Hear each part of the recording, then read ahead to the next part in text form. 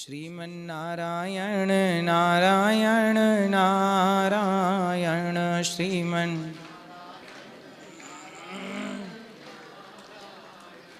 भजमन नारायण नारायण नारायण भजमन। आता है अच्छे का अच्छा बुरे का बुरा। एक क्वेश्चन और सर, मृत्यु के तुरंत बाद जीवात्मा का क्या होता है? क्या किसी ने वैज्ञानिक के रूप में प्रमाणित किया है? देखो वैज्ञानिकों की पकड़ में बहुत कुछ नहीं आया जी। वैज्ञानिकों की पकड़ में तो अभी ये भी नहीं आया कि बद्रीनाथ में जो गर्म कुंड है वहां गर्म पानी कहां से आता है, जबकि चारों ओर बर्फ का पहाड़ है। जी ठीक है, वैज्ञानिकों की तो अभी ये भी समझ में नहीं आया कि आत्मा, अच्छा विज्ञान आत्मा को नहीं मानता, विज्ञान बोलता है कि एनर्जी होती है। जी। एक एनर्जी है।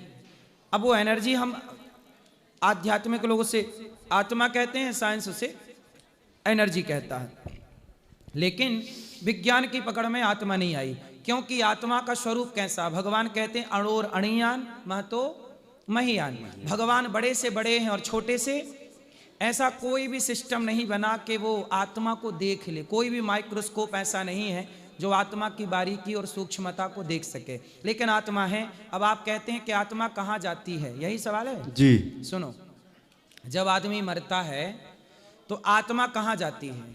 अच्छा ये बताओ कि आपका चित्र 10 दर्पण रख दिए जाएं आपके सामने, दर्पण, तो आप एक हैं, आपके सामने 10 दर्पण होंगे तो आप कितने हो जाओगे? 10 हो जाएंगे। आपके प्रतिबिंब क्या है? एक। आप बिंब हो जी। और जो दर्पण में दिख रहा है वो आपका क्या है? प्रतिबिंब। प्रतिबिंब है। बिंब का प्रतिबिंब होता है जी। एक अनिरुद्धाचार्य के सामने 100 दर्पण रखे जाएं तो 100 अनिरुद्धाचार्य दिखने लग जाएंगे कि नहीं, जबकि मैं हूं एक। उसी तरह ईश्वर एक है, लेकिन ईश्वर के प्रतिबिंब बहुत हैं। हर घट में वही परमात्मा दिख रहा है, तो वही है ईश्वर अंश। तो आत्मा ईश्वर का अंश है। अच्छा, जब कांच टूट गया, गिलास टूट गया, आईना टूटा, तो मेरा चित्र आईने में था, टूट गया तो कहां चला गया? अभी दर्पण में आप दिख रहे थे जी, लेकिन दर्पण टूट गया, तो बताओ आप कहां चले गए? अरे सम तो खेले हैं।